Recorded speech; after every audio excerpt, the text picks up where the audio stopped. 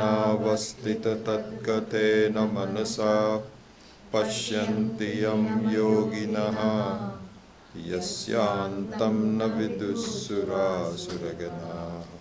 देवाय तस्मै नमः देवाय तस्मै नमः. Okay, let us chant.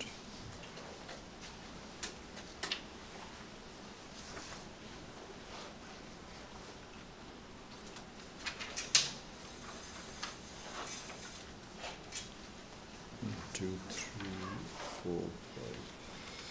So let's chant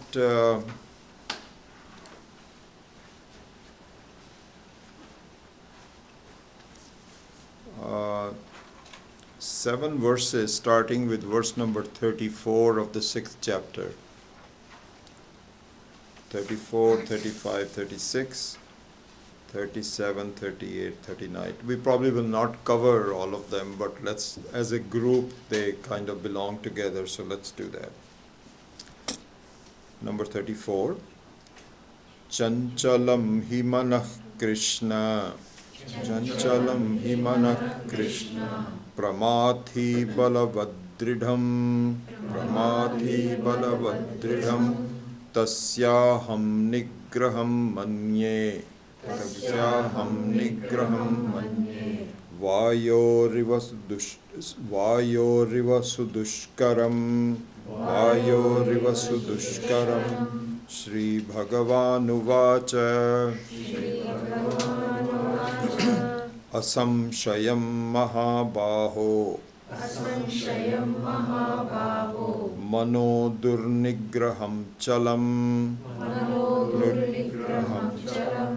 Abhyasena tu kaunteya. Abhyasena tu kaunteya. Vairagyena cha grihyate. Vairagyena cha grihyate. Asamyatatmana yogaha. Asamyatatmana yogaha. Dushprapa iti me matihi. Dushprapa iti me matihi. Vashyatmana tu yatata. Vashyatmana tu yatata. Shakyo vaptum apayataha. Sorry. Shakyo vaptum upayataha. Shakyo vaptum upayataha. Arjuna uvacha. Arjuna uvacha. Ayati shraddhayopetaha. Ayati shraddhayopetaha. Yogas Chalitamaanasaha. Yogas Chalitamaanasaha. Aprapya yoga samsiddhim. Aprapya yoga samsiddhim. Kam gatim Krishna gacchati. Tam gatim Krishna gacchati. Kaschit no bhaya vibhrashtaha.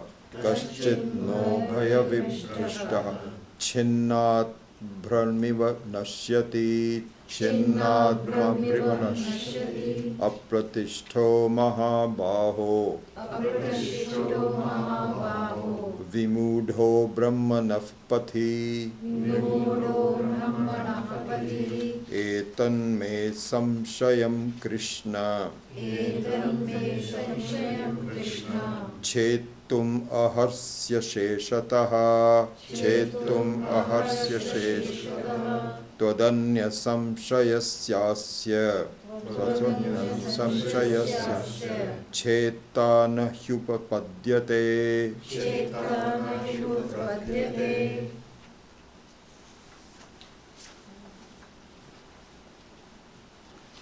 It might, something that might be good to do is to just look at the English translations of all of these verses so that you get a sense of what, and then we will explain. So, just before that, as you know, the section that we are doing in the 6th chapter is obstacles to meditation, because the advantages of meditation, the method of meditation, all of that was treated beforehand. And now Sri Krishna is talking about the obstacles to meditation. And as part of that, it is prompted by a question from Arjuna that, what you are pointing out seems very good to me, but I can't do it because the conduct of my life means that I am not really able to really focus my mind on this meditation. And so meditation really means the advantages of Vedantic teaching that I can experience. It's the personal experience of the teaching. This is what meditation is, really speaking. That's what Nididhyasanam, not any meditation, but Nididhyasanam means the reality of the teaching in my life. And so so Arjuna says, okay, I get it, but I'm not able to gain that yet. And here are my objections. So that's the context for it. So he says, in number 33, Hey Krishna, Hey Madhusudana, this yoga that you have talked about as the sameness of the mind, I cannot see this as a steady vision due to the agitation of my mind. Because my mind seems to be agitated all the time. So to which then the answer given is that, and in fact he says that in fact Krishna, the mind is agitation. Itself is the nature of agitation, a strong, well-rooted tyrant, as though it is just pulling me in all directions. And I don't see how I can control it like a wind.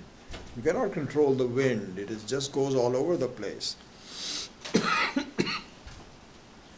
To which Krishna starts to reply and saying, no doubt.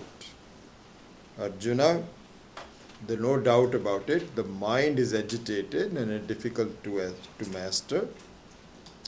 But Kaunteya, it is mastered by practice and objectivity. So I'll just read and explain later. I'll just want to read this. And then it says that yoga is difficult to gain for the one by whom the mind is not mastered. This is my vision. Whereas it can be gained by one whose mind is mastered, who makes effort with the proper means of practice and objectivity. Then Arjuna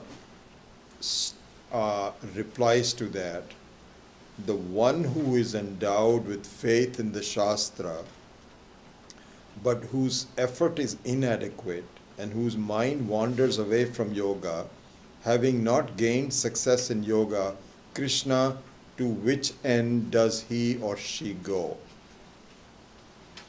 And then the next one, deluded in the path of Brahman is one who has fallen from both, being without any support, not destroyed, Krishna, the mighty arm, like a cloudlet torn asunder.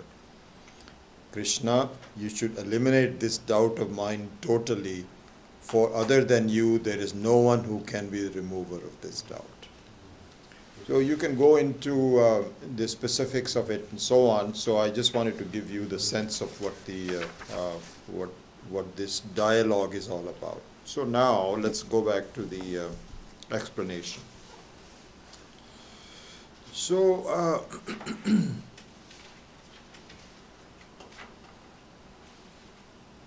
so the key verse here, it's a very famous verse and a very foundational verse, is the number 35. Asamshayam mahabaho mano durnigraham chalam abhyasena tu kaunteya vairagyena cha grihyate. So here, one thing to know is the word asamshayam. And in English translation, it would be you are right. So Krishna agrees with him.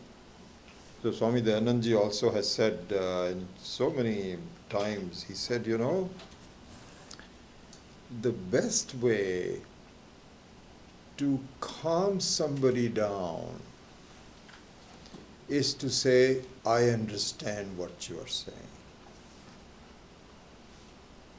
And in fact, and I also practice it. There's so many people who, not so many, but a lot of people not knowing who to reach out to. They know that I'm teaching Vedanta, so if there is some death in the family or something like this, they call me. This happens in the last 2-3 months also. And the first thing that I do, especially if it's an early death, and there was this lady that passed away at the age of less than 50. And so the first thing you have to do, you cannot philosophize. Philosophizing, that doesn't work. All you have to say is to say, it'll be okay. I think you'll be all right, you'll be survived. The others have done so. I know you're feeling very bad. So the first thing is to agree with them that this is okay. Here, Swami Paramarthananda gave a very beautiful example. He said, supposing all of a sudden the power fails in your house. It's completely dark. It happens to us very often.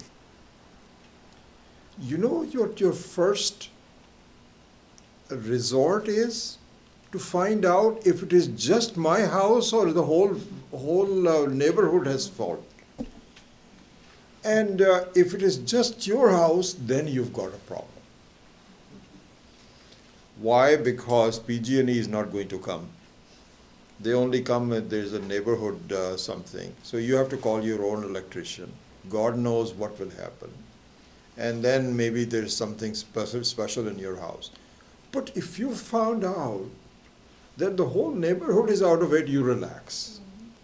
You still don't like it, but the degree of is just amazing. Immediately when you go to a doctor and say there's a problem, if the doctor says, I have no idea what this problem is, your trouble increases even more. But if he says, yes, I think I know. This has happened. I know exactly. Half of your problems are gone. Your pain is still there, but so just this is exactly the word samshayam means. So Krishna says, Arjuna, I know. This is very common. And so the Krishna says, as Arjuna says, just settle down. I'm telling you, I'll figure it out and I'll give you so the second line is, Abhyasena tu kaunteya vairagyena grihyate. That please do with abhyasa. So here, the explanation of abhyasa should be really seen. So the abhyasa doesn't mean just repetition. That's the first like even if you were to simply translate it in English, mastered by practice. So you practice it for a while and then your mind says, no, nothing is working. I cannot keep on practicing it, That's not what it is. There's something deeper than that. So abhyasena means appreciate the value of how to calm your mind down. It can be done, and you have to begin to love the feeling of being peaceful. This has, of course, a much larger context in it. And the larger context is, as we were just talking about in the last class also, that at the moment you love being an extrovert. This is what happens. The company of people is good. just talking to friends on the phone and watching movies and watching sports and eating out to restaurants and all that, that's what really attracts you. And that habit has come along after a long time of doing it again and again. You've sort of figured out how to manipulate your experiences so that you are happy. And if it is not this, you call up some friend and say, how are you doing? And then the two of you talk and you feel better about it. Or you feel that we haven't gone to a new Mexican restaurant, so let's go to whatever. This is what you're focused on. So this is what in the earlier class which says Anatma Upasana. You are doing a full service dedication to things outside. This is what it is, okay? You have no idea what Atma Upasana means. Why? Because you don't understand the advantages of it. You don't yet get it yet. So this is what is called Jagat Upasana. And the Jagat Upasana, the disadvantages of that, you are not yet clear about. What are the disadvantages? Because it is so fickle, unpredictable. You are purely at the mercy of things. Anything can happen.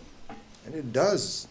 All of a sudden your life is going on and suddenly some serious illness occurs. Or money problems occurs, or an accident or something.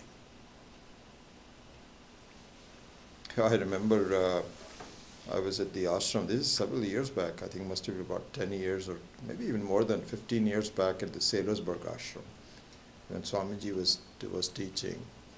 And I was staying there for a whole week. And so my neighbor, where I was living in Sailorsburg, she was a lady from, and I'm not quite sure about her. Her first name is Vijaya. That's I remembered because it is very close to my own name. But she was from Southern California. And she had this in the Navaratras, so she was doing all these Devi Puja in her house, in her apartment, and she invited me to it and so on. So I got to know her a little bit. And she was telling me, Vijayji, I am so lucky in my life. So I said, really, why? So I thought she will talk about her learning from Swamiji and so on. Instead, what she said was, and I really learned a lot from her. She says, I am so happy that nothing bad is happening to me in my life. So I said, what do you mean? She says, I find that my friends, they have all these, some illnesses and accidents and so on. And I find that my husband and my children and so on, we are okay. There's nothing big that happens. Everything seems to be going well.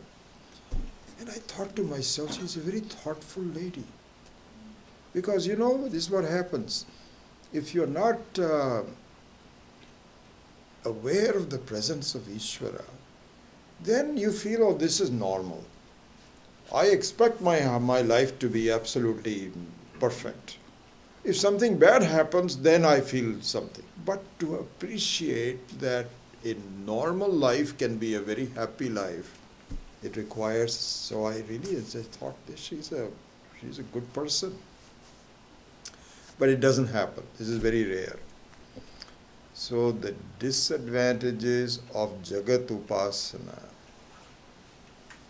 is it doesn't work. You are always, Swami Dayanand used to say that, you are a sophisticated beggar. This is what happens. You coax things from life. I hope everything is okay. Please, please. It doesn't. Doesn't happen. Instead, if you understand Ishvara Upasana, which is not apparent at first at all, until you are introduced to it through Vedanta or through some other religious teaching. The Ishvara Upasana, which later on becomes Atma Upasana. At first it is Ishvara Upasana, and because Ishvara is nothing but your own self. And so it's not as though you have to go to some places of pilgrimage to find Ishvara. Pretty soon you find, my goodness, my own thoughts are nothing but, in fact, this is the issue that we have, your own thoughts and your own consciousness and so on is really Ishvara. But you think it is me. This is the problem. It is mislabeling something. So when that mislabeling starts to be labeled correctly, you find that this is very reliable, very, very predictable. And slowly it starts to appeal to you. So the abhyasa, I'm just giving a commentary on the word abhyasa. So the abhyasa doesn't mean a practice. It means to appreciate an alternative of being happy to the Jagat. To develop a love and appreciation for Ishvara. And it will come through dedication, through, yes, practice, through commitment, through knowledge, through viveka. What doesn't seem to be there at first becomes overwhelming. And when it does, it is amazing because you are already you are. You don't have to acquire anything. You're not dependent on anything. So, another thing as we have seen is that really speaking, if you were to look at the best way to be happy is to be truly independent of any limitations. Except that I don't know that I can be independent. Yes, you can be independent of even your own body, mind, outside, everything. But you have to turn your attention to it and then slowly develop an appreciation for it. And so this appreciation of Ishvara is very personal. You don't have to show it to anyone. You don't have to proclaim it. You don't have to do any outside commitment. You don't have to, anything. But just slowly it just dawns on you. This is what is meant by abhyasena. Abhyasa. So abhyasa means turning the attention where it becomes a source of love. And then you don't have to tell someone. Just like, for example, if somebody is reading a book he's very interested in. You've often heard that I couldn't put this book down. So there you don't have to tell, hey, keep on reading this book. It becomes so attractive. The whole narrative, becomes so attractive that you are drawn to it. And I find that the example that Swami Paramarthananda ji had given about being absorbed in the narrative of a movie is a beautiful one. Really, I think the meditation, nididhyasanam, because it's worth repeating. So we should be very clear about it. I've been very deeply impressed by that analogy of meditation. So what happens is that when you go to a movie, you are absorbed in one kind of narrative. And that is you as a moviegoer. It has so many implications. Your identity as a moviegoer.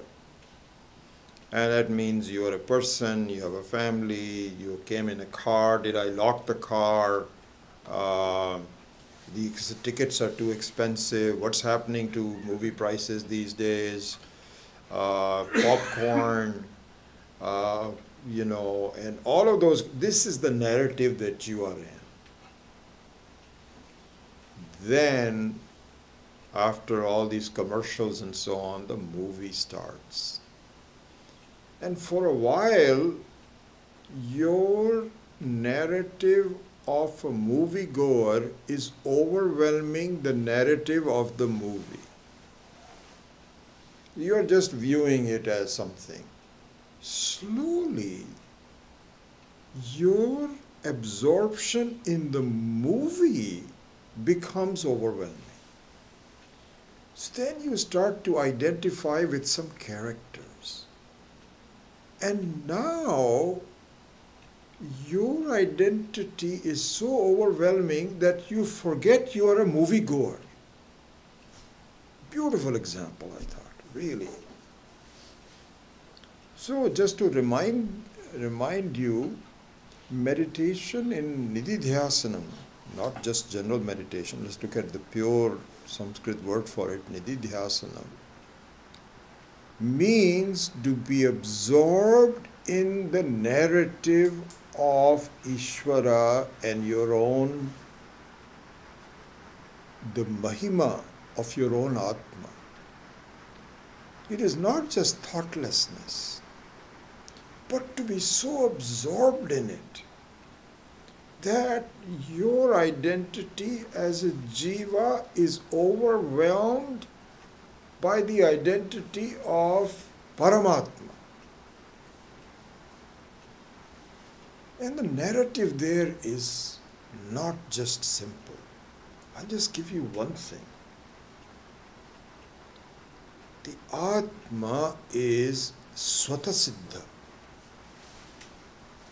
self-existing. And when you hear this, we don't know what to think. Swatasiddha, what does it mean? It is true. The implications of the Atma as being self-existing is enormous. So it is just like saying that the narrative of the movie is overwhelming. But you don't understand until you become conversant with the plot of the movie. So to understand what Swatasiddhatvam is, Atma is ajam, never born, and never to die. This is the narrative that you have to get familiar with. This is the plot of the movie. And if you are, this comes from abhyasena. What Krishna is saying. This is what Krishna is saying. Krishna says that if you understand, then it is just like reading a book that you cannot put down. Arjuna, it is not just a question of. So he says, I understand that you're not sure what you want to do, your mind is going haywire. But if you were to understand the beauty of this narrative, then you will not be able to put this book down. You will be totally absorbed by it. And vairagyena, which is the other end of the coin. So this is called Viveka Vairagya. So one is to understand what is the nature of my sukham, where is it coming from, number one. And therefore then you will not be involved with trivial things which are keeping you from being absorbed. So both sides of the coin. So abhyasena vairagyena cha grihyate. So this is the introduction to the method of, it's just like a child saying that, I can't concentrate on anything. And suddenly I see this with my granddaughters. They get all these games on their iPads that are so gripping that they forget about food. They were just saying, Mom, I'm hungry, give me something. All of a sudden they get into this game and hunger goes. Their mind is so well absorbed. We see this. And so it's not as though you have to concentrate on anything. It's just that your mind starts to become appreciative of some narrative that just pulls you into it. So that's the sense of what Krishna is saying.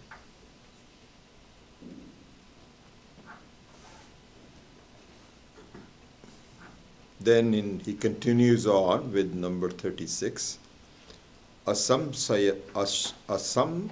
Samyata atmana yoga dushprapaha iti me matihi. So he says that my thinking is, my view is, that really this yoga that you talked about is very difficult to get if you are not sure about the narrative. You are still torn between, and so you're not going. What he's saying is the method here is not to force yourself away from it. You cannot do it because there's so many things going on in your life and they'll pull you aside on all sides. Instead, so it is not pushing, it is pulling. You should really pull it in a direction which is very good. So that's what he's saying. Vashya atmana tu yatata shakyaha avaptum apayataha. And so it can be mastered by the effort or the proper means. Again, see, simply repeating the fact that abhyasena and kaunteya, abhyasena vairagyena tu kaunteya iti grihyate. So that's what he's saying. Let's see if Swami Paramarthananda had brought some new points to this number 36. Just 1 second.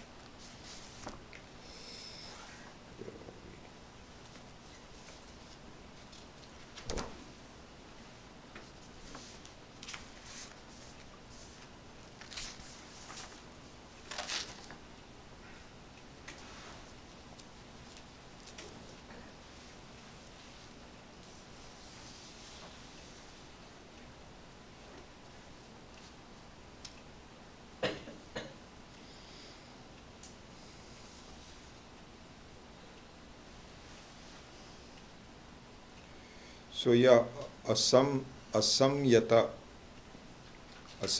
means a mind that hasn't been properly absorbed in this new narrative, not channelized, and channelized from the perishable to the imperishable, from unhealthy to healthy, from predictable to non-predictable to predictable, and so one which is changing to one which is clear and firm, which is yourself. And so until you do that, you cannot calm the mind down. So it has to be a new narrative altogether. So that's what he's saying.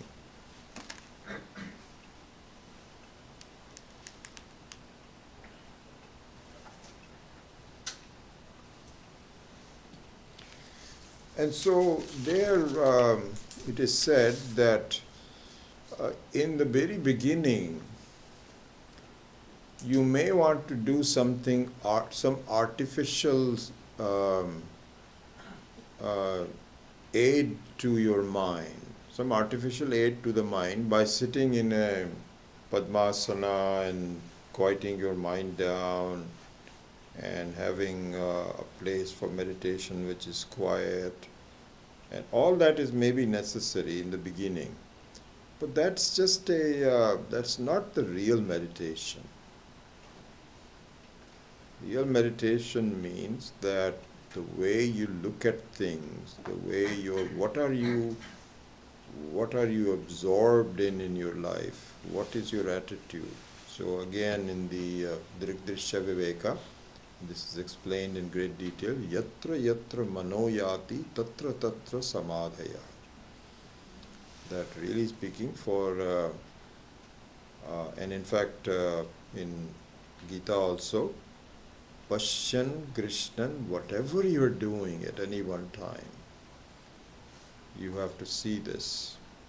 So, for example, supposing you are eating, supposing you are going to the bathroom, you have to see the work of Ishvara at any stage, how the food is being digested, how it is being eliminated. So you're not just taking it for the sake of it, but you see the authorship, the control of it. So at any one time, love, happiness, non-love, non-happiness, how it occurs, all of that your mind is open to absorbing and to looking at it at all time, knowing that you are really the handiwork of Ishvara. So that is what is mean absorption at all times, not just sitting in a meditation for a fixed time and the rest of the time you have a different narrative altogether. And yes, it's not easy, but then you have to start somewhere. So this is what the real meaning is of this verse number 36, where he says that asamyata atmana yogaha dushprapa. He says that's not the way to do it. You cannot just force it. You have to really look at yourself in a much larger scale. Okay, now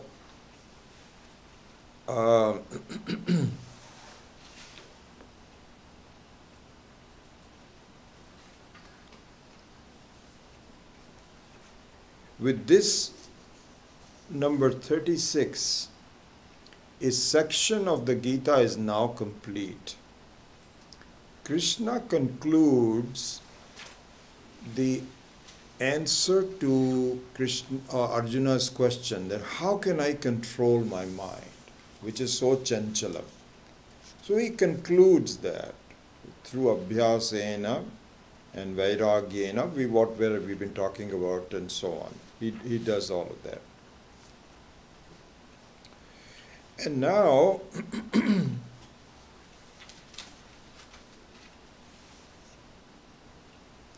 one other thing, I think, before I go to the next one here, Swami Paramarthananda says that what Krishna has not talked about specifically here, although he is talked out elsewhere, is the value of satsanga.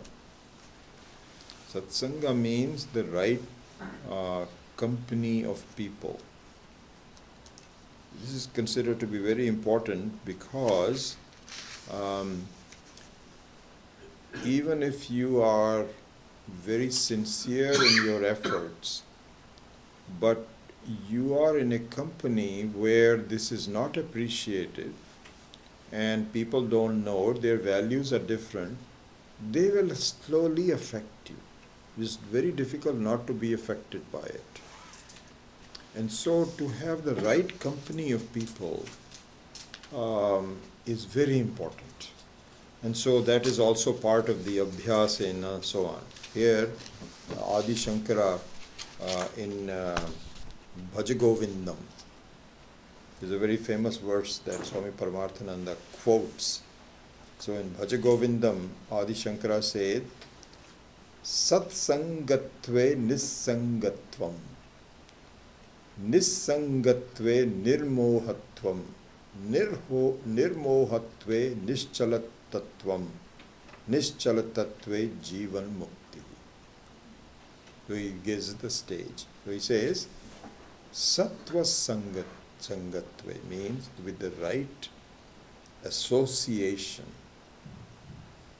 becomes Nissangatvam, the disassociation. What is the right association? A learning in an environment where the independence of Atma is talked about. Attending classes, reading, talking to people, going to the ashram, all of those kinds of things. So that is sangatvam, satsangatvam. From there, nissangatvam will arise, means a sense of independence. That I don't need to depend on the world, I'm okay with myself, will arise. And from nissangatve nirmohatvam. So from this sense of independence, even the start of independence, doesn't have to complete it, will become nirmohatvam. Nirmohatvam means, moha means seeing reality where there is none. Seeing reality where there is none. And so here, for example, the moha means any outside enjoyment, any enjoyment which comes from outside is a moha. How? Because what really happens is the only locus of happiness, the only locus meaning the only source, this is where the happiness resides, the very content is the self. Then how come it appears to go outside? Look, you go to like you go to Safeway and to buy some ice cream, or you go to to some other place to eat ice cream. So ice cream seems to be a source of joy. No, ice cream is not a source of joy. What ice cream does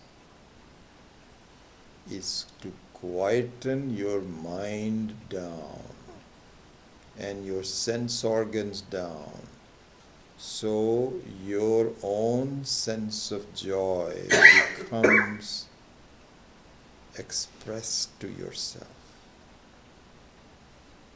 So ice cream, for example, is the content of something sweet and cold. It is not the content of joy. So all that ice cream does is to invoke your own joy. So this is what is called moha.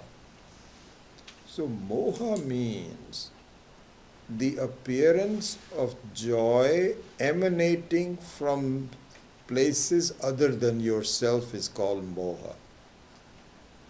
Whereas in fact what happens is your mind is agitated and there are ways to quieten it.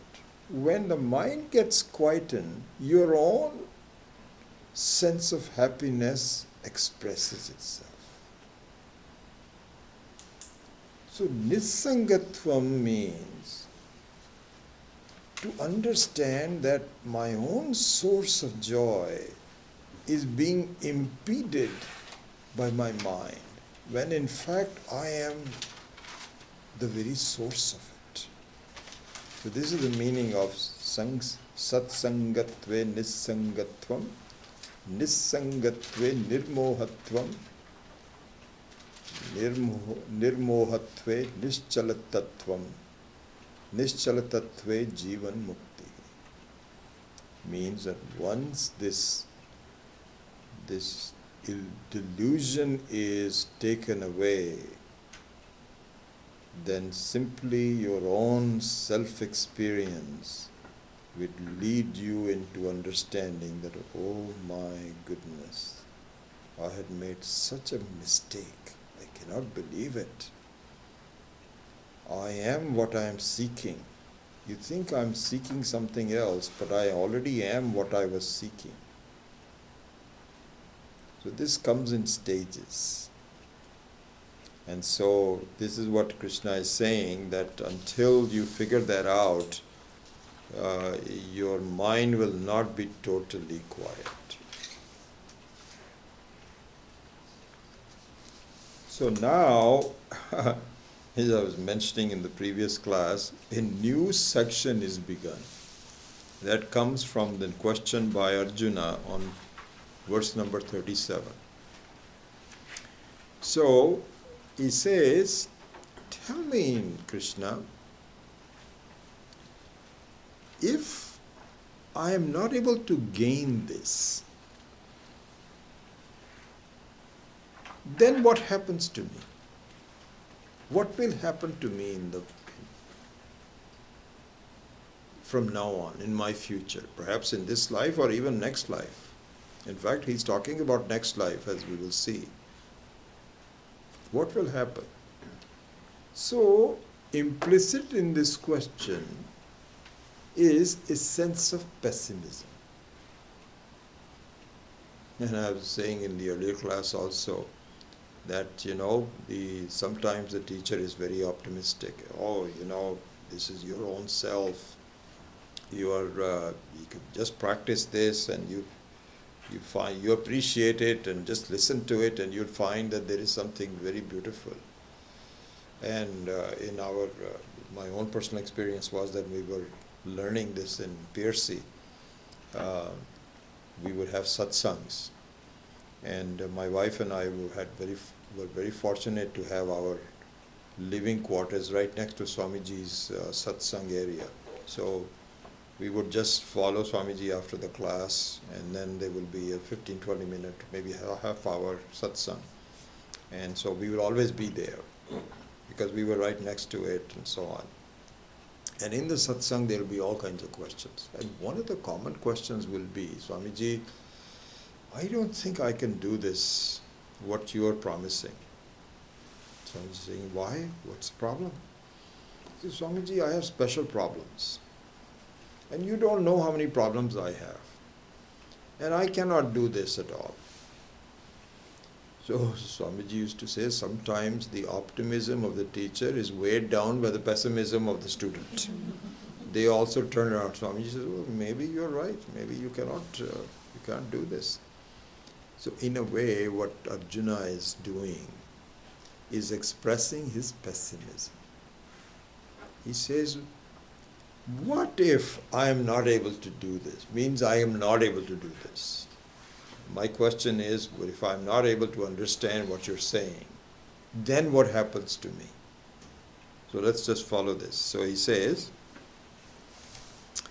Arjuna uvacha ayatihi shraddhayoho upeta yogat chalita manasaha aprapya yoga samsiddhim kam gatim Krishna gacchati.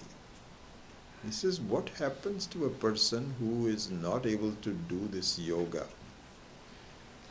And next one, number 38, I'll explain later. Kaschit ubhaya vibhrashtaha chinna abhram iva nashyati apratishto mahabaho vimudha brahmana patihi etanme samshayam Krishna chetum arhasi asheshataha tvat anyah samshayah asya samshayasya asya chetana upapadyate. So just looking at number 39 first, he says, this is my doubt. And I am not sure anyone else can remove this doubt. You are Ishvara. You alone can remove this doubt. What happens to me?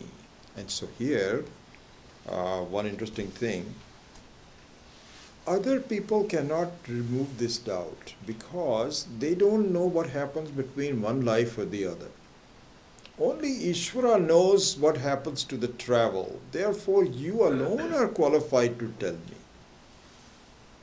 Because, there will be somebody else who will say, look, have you some local pandit and say, no, this is so interesting, wonderful thing. So this is very fresh in my mind. So we recently had an old lady who passed away. She's a mother of a friend of ours. And she was suffering quite a bit, and she finally passed away. And so there was a puja done and so on. So there was a 13-day puja for her.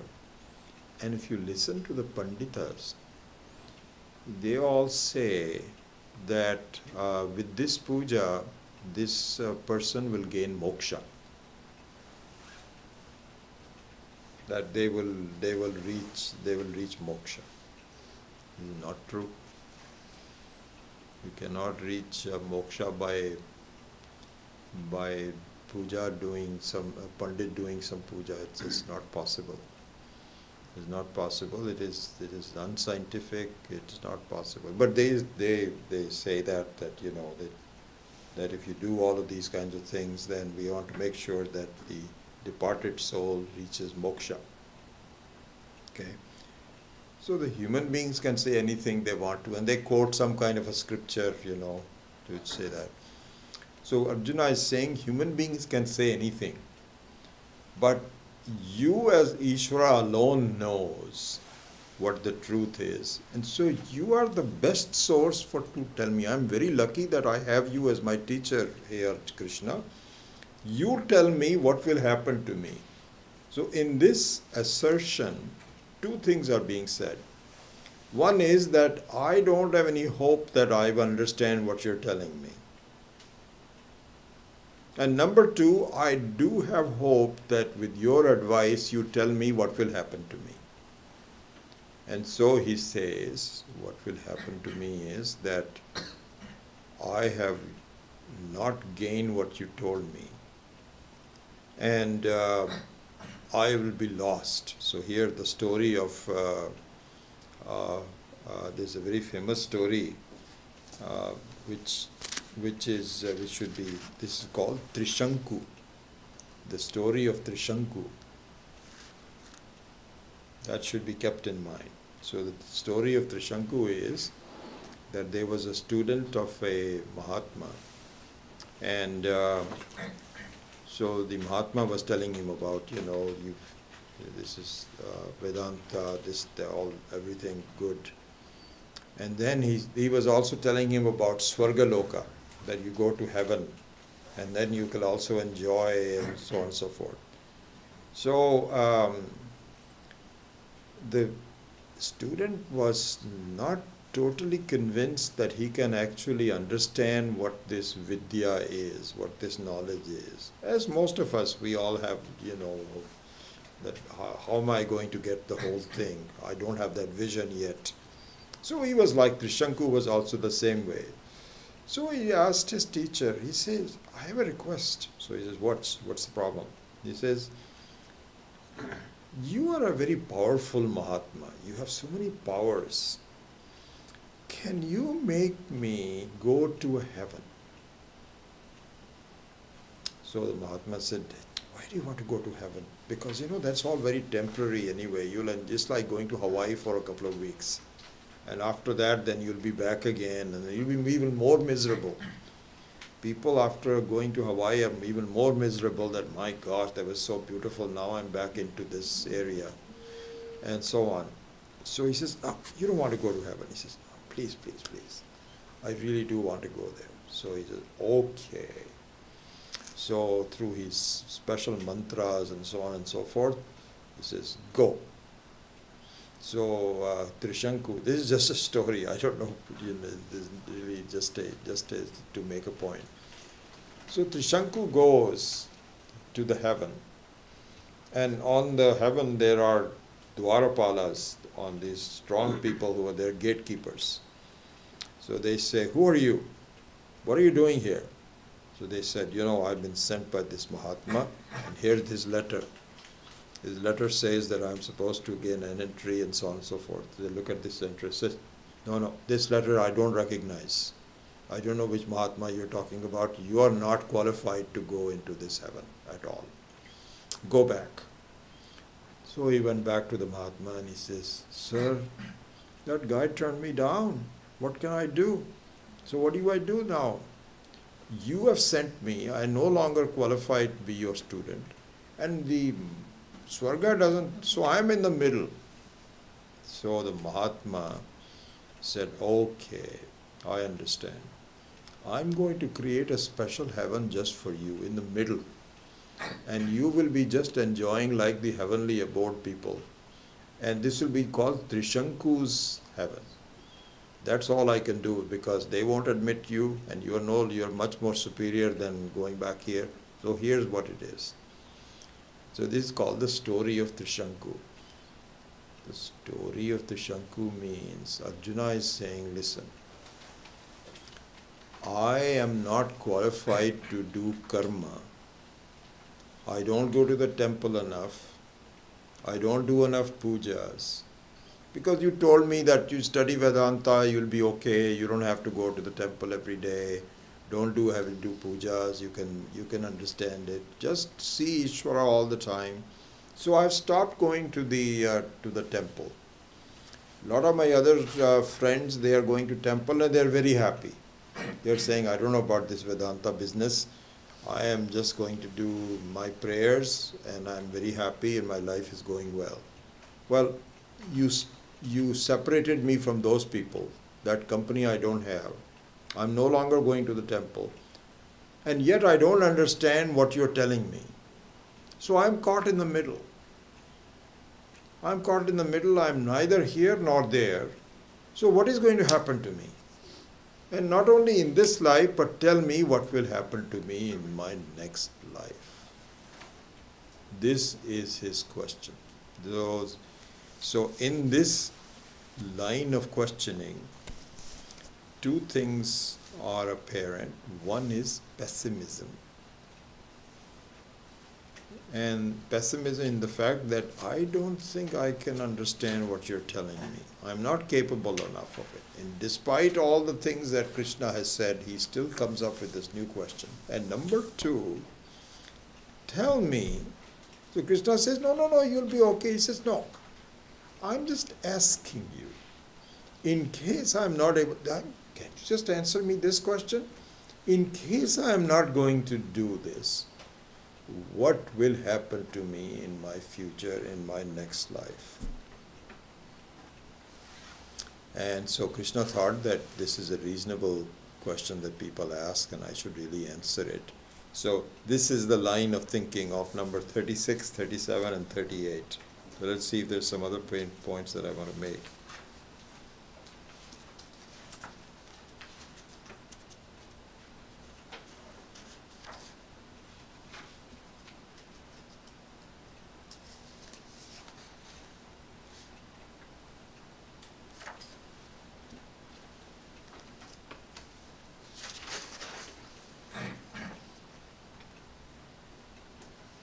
So one example that Arjuna gives in the support of his question is number 39. He says, number 38, Kaschit Ubhaya vibhrashtaha chinna abhramiva nashyati. Chinna abraha. Chinna abraha means a cloudlet which is separate from the huge cloud.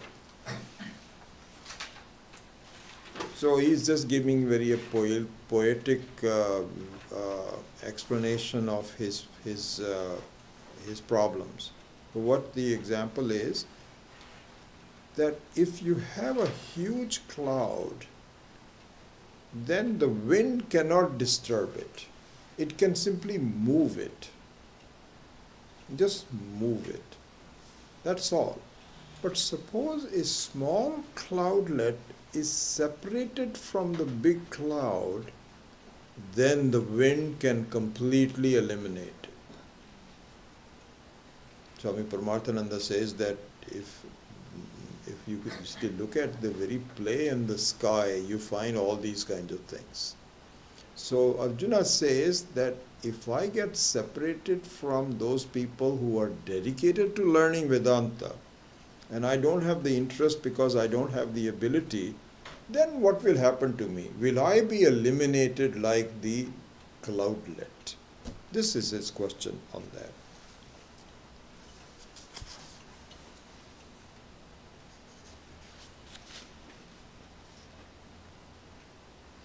Swami Paramarthananda says, and this is true also, that you see this actually, this is a fact. He says that at least by these very teachers and Mahatmas, they don't give you sannyasa easily. And it should not be given easily. Wisely it should not be given.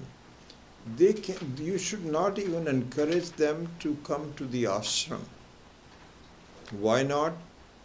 Because in your daily life, you are preoccupied with your role in life. Whether you are a parent or a neighbor or something, you are busy doing things. Somebody says, Mom, I need lunch.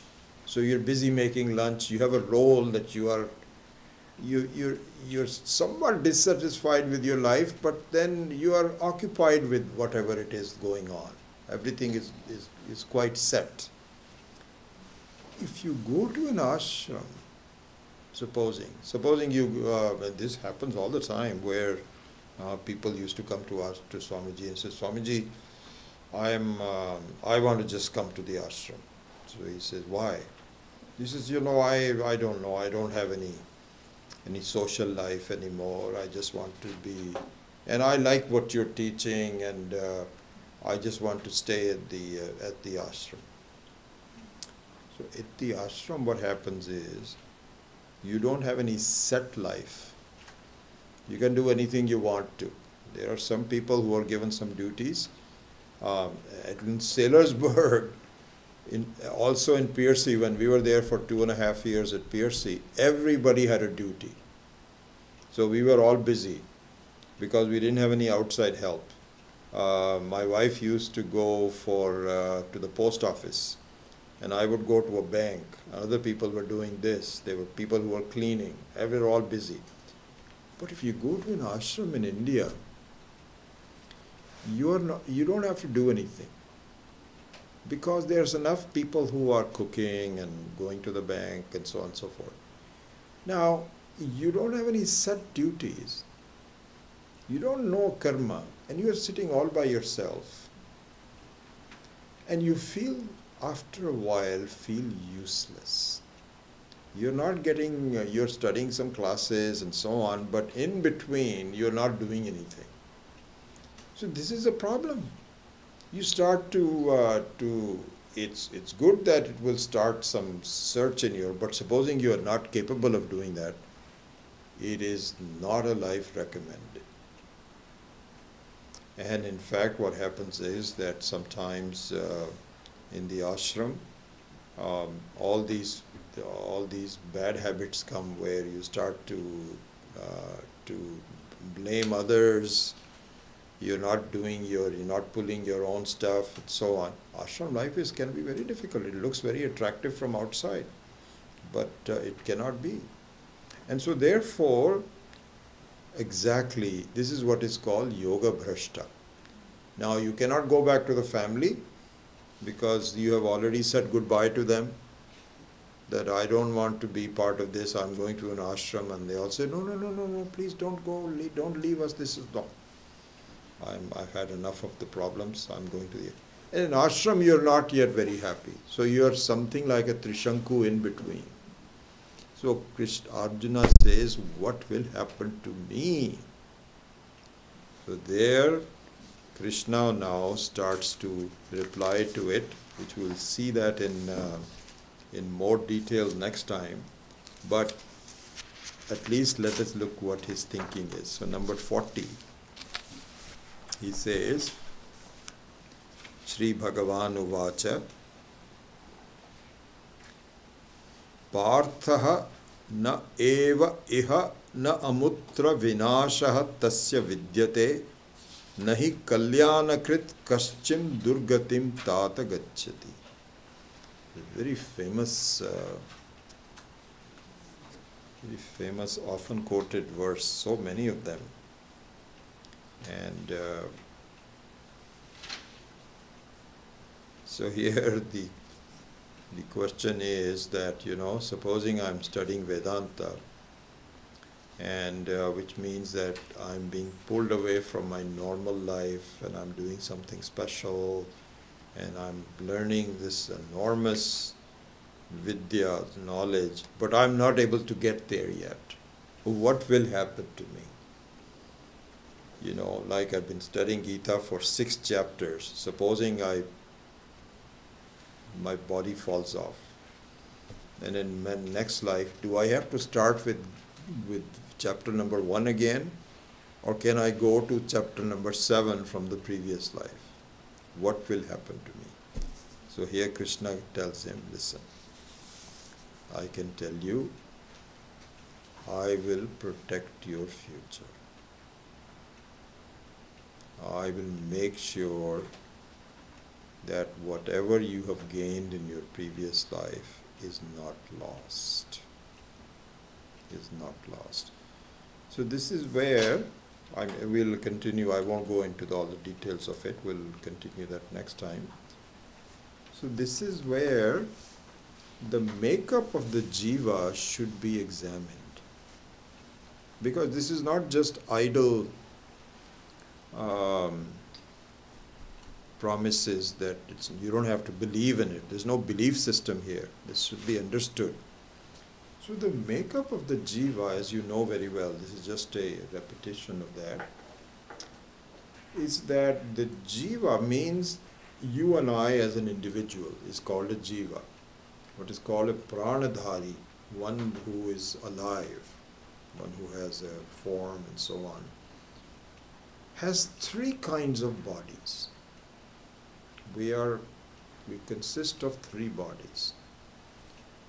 One is the hardware, which is Thula Sharira.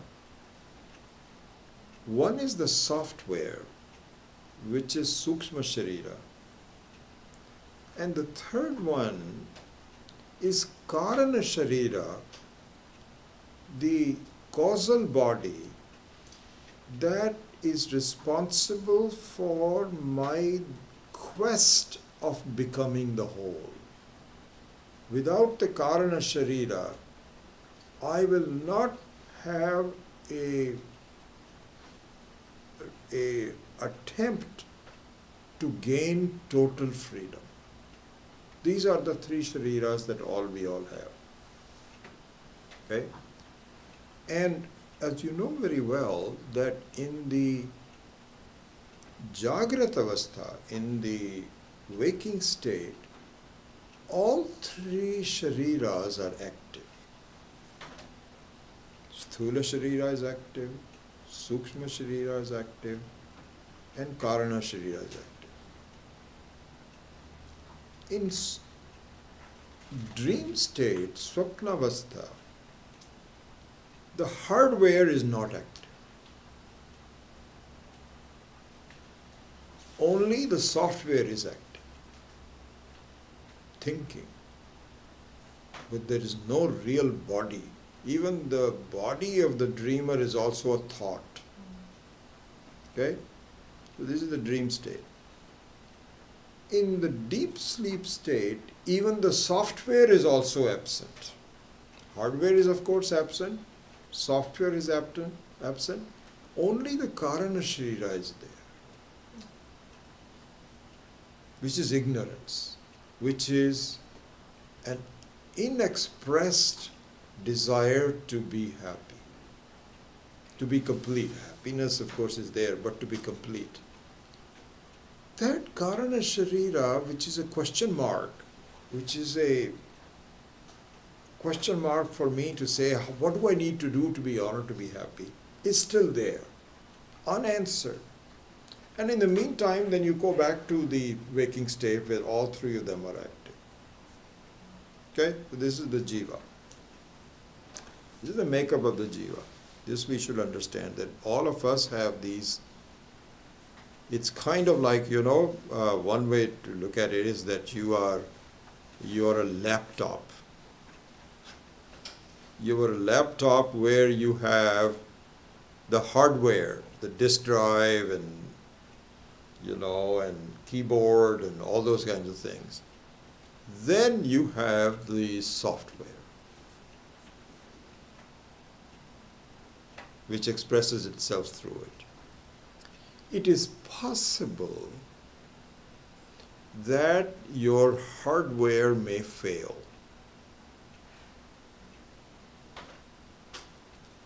But your software doesn't have to fail.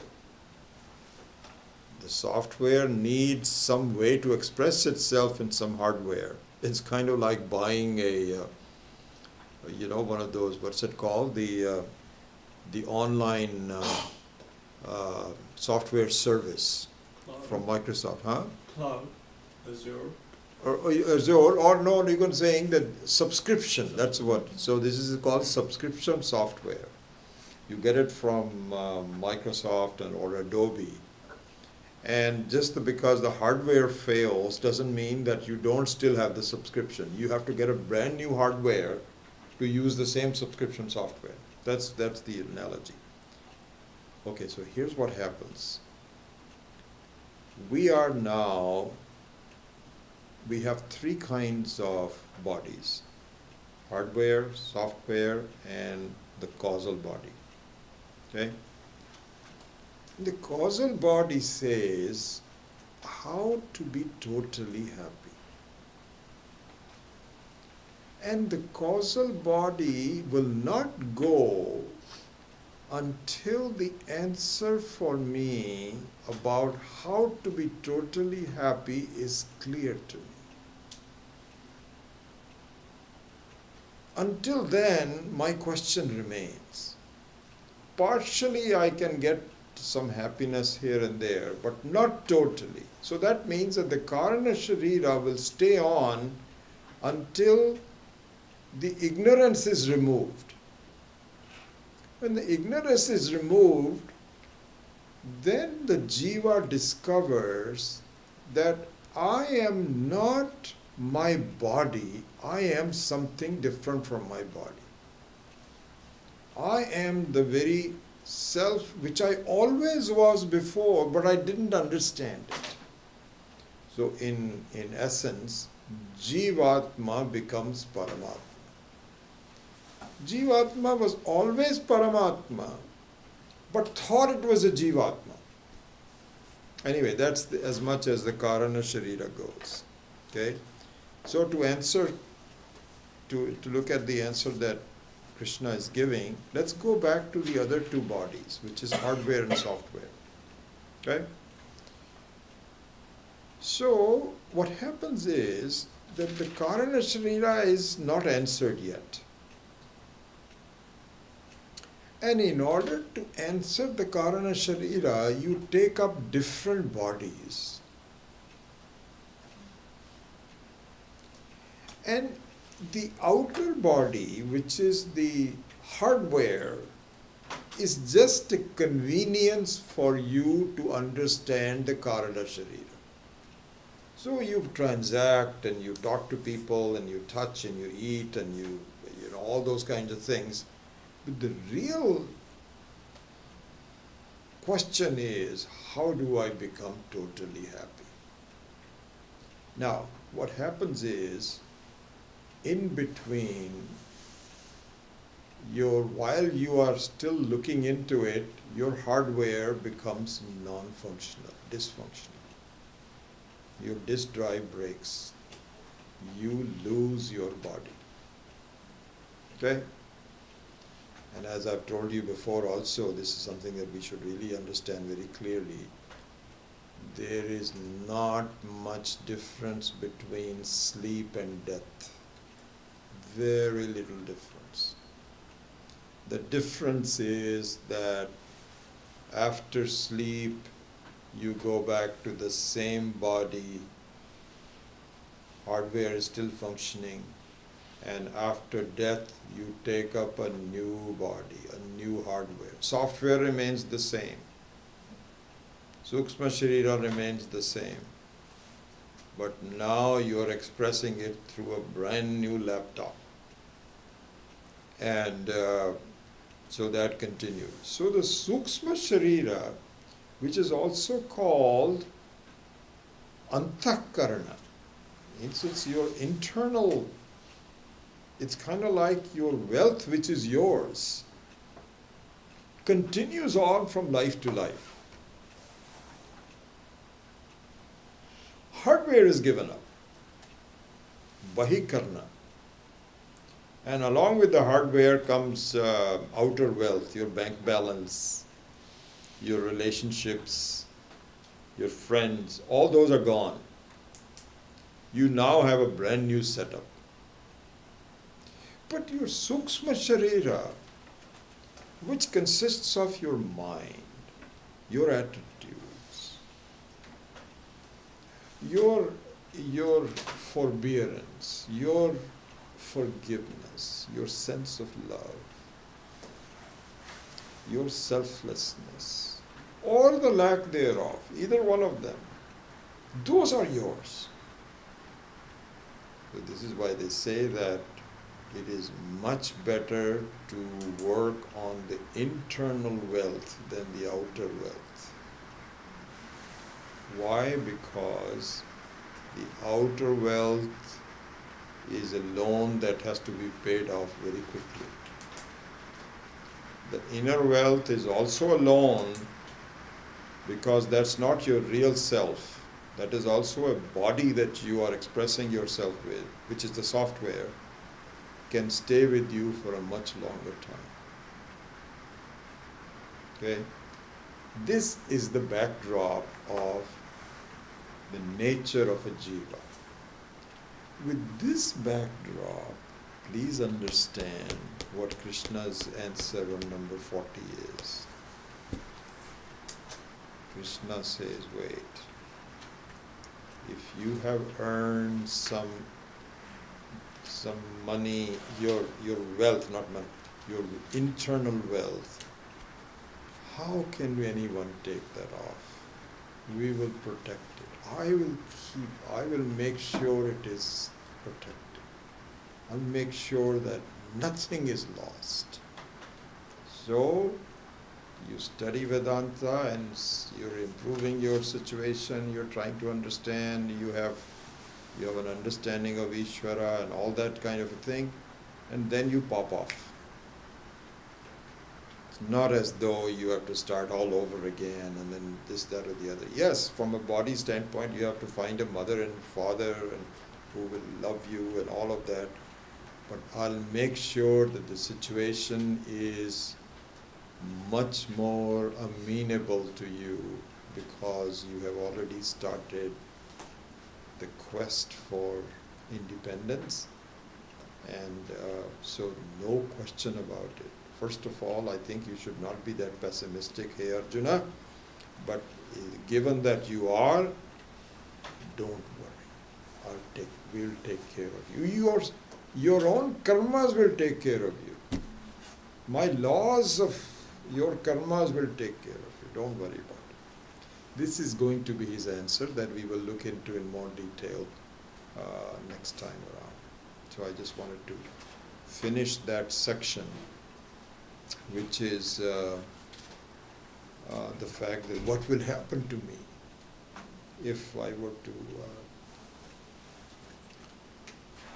break off, and then the answer to that will come in more detail, and we are almost to the end of the chapter anyway. So this we will take up from next week on. Okay, so let me say a prayer and have any questions that you may have.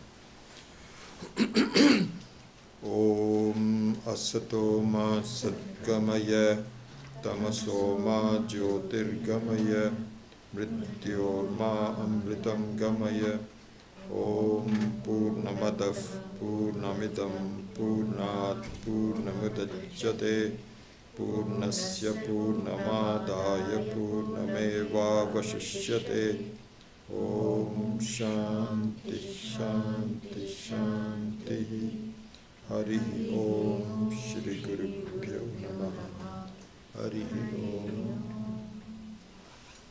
Questions?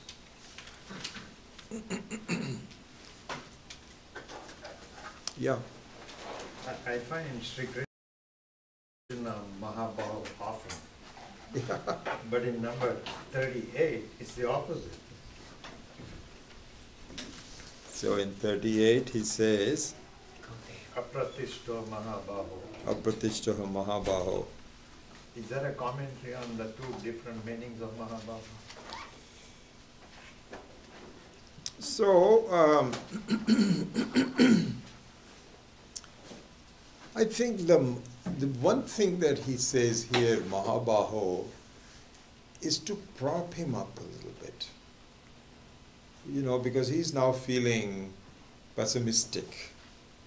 So, you know, so he has to say, hey, you're a very strong person, and please don't lose heart.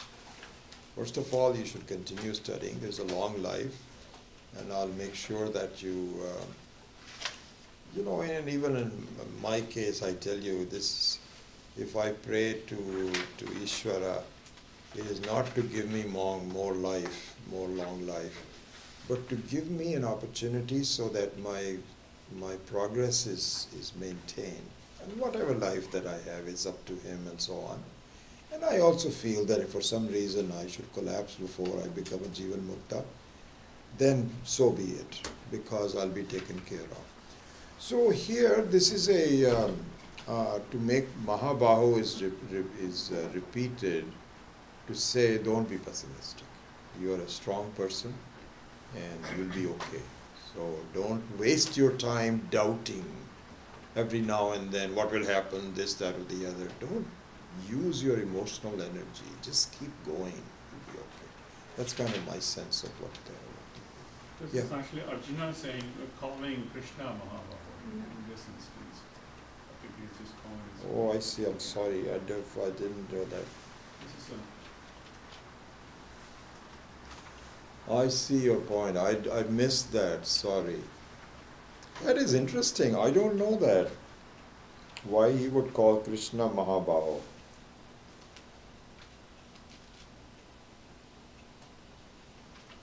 That is a question. Interesting question. Yeah, sorry about that. I missed that. Okay, thanks for pointing that out, Chandra. Yeah. I just have a question. You know how it's a little confusing to me how there's Sthula Sharira, Sukshma Sharira, and Karana Sharira. Sthula and Sukshma, at least in my mind, are like have no positive or negative connotation. Like it's just a fact. Like there's a body and there's a subtle body. When it's Karana Sharira, one interpretation, as I understand, is its ignorance, which sort of gives a little bit of a negative connotation that you don't know something. On the other hand, it's also the cause of, you want to inquire and be free. I can never quite figure out, is Karan Sharira like even a more subtle form of, it is a more subtle form than Shukshma Sharira, but Yeah. is it ignorance or is it just It is your ignorance. inner- It is ignorance. It's an ignorance of the fact which is causing the two expressions for me to realize that ignorance. So body and so when you say that you don't see the sthula and sukshma sharira as negative, that's not completely true, because the body and the mind are also the expression of the ignorance. So whatever negativity there is in the karna sharira is transferred over as the means of achieving that quest. So really everything that we do in our life is to really get to the bottom of who I am, what's happening to me, how can I be totally happy, and so on. And yes, from that perspective, the body and the mind do the best they can, but with continuous disappointments. Total disappointments from time to time. For the time being, I'm okay, but not to last very long. So they are also nothing but an expression of the basic Karana Sharira alone. So all three of them work in a kind of a as a unit. So one is non-expressive. So there, the deep sleep is meant so that there is some rest. But the restlessness appears again, and will not completely go until all the answers are given. So the rest and the restlessness are nothing but two sides of the same coin in that sense. Yeah. But is the current Sharira like a driving force essentially to know your true nature? Yes, of course. Yeah, absolutely. Yeah. So That's, to me, is a positive thing. yeah. So that's the positive aspect of it, is that so the nature of the individual is that, see, this is the thing. They say that if you bend a stick, it tries to straighten out, because the nature of the stick is that it is straight, unless it is naturally bent. And so if you bend it, there is a natural attempt to be straight again. So the fact that we are not totally happy with our lives is an expression of the fact that my nature is totally to be totally. And until I realize it, there is some ignorance of the fact. Because that I see myself as a individual, which I am not. I am the total. But as long as I take myself to be the individual, this is an error on my part, and which is the ignorance.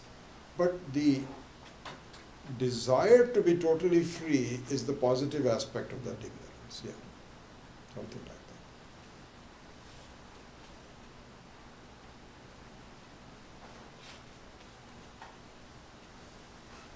that. Okay.